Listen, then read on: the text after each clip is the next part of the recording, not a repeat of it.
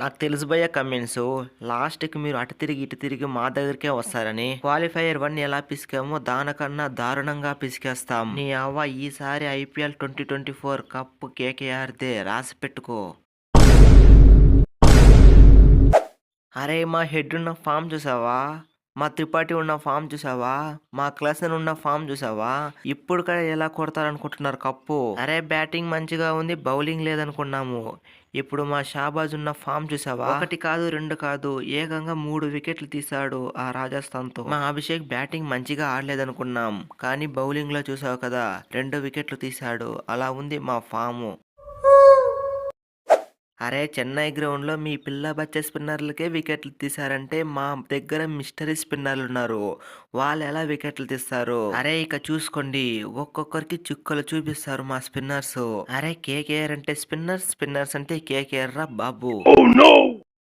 అరే మీరు ఎలాంటి స్పిన్నర్స్ ఏసినా ఇక్కడున్నది త్రిపాఠి. ఈ త్రిపాఠి ఉన్న ఫామ్‌కి ఎలాంటికి వారైనా పిచ్చిడు కుమ్ముడు కొట్టడమే. త్రిపాఠి అంటార్రా బాబు.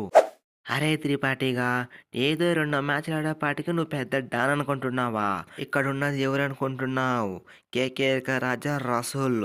ఈ రసూల్ కొడితే ప్రతి బాలు స్టేడియం అవతల పడుతది. చూసుకోండి ఒట్టిగానే పిసికేస్తాం. ఈసాల కప్పు కొట్టేస్తాం. అరెరే ఎలా కొడతారు కప్పు?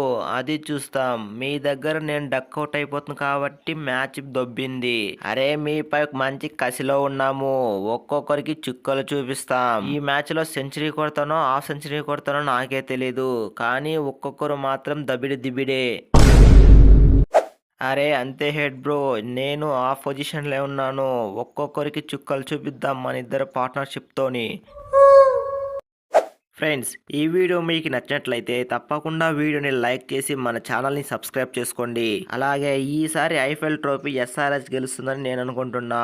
మీరేమనుకుంటున్నారో కామెంట్ రూపంలో తెలియజేయండి. Okay friends, see in the next one.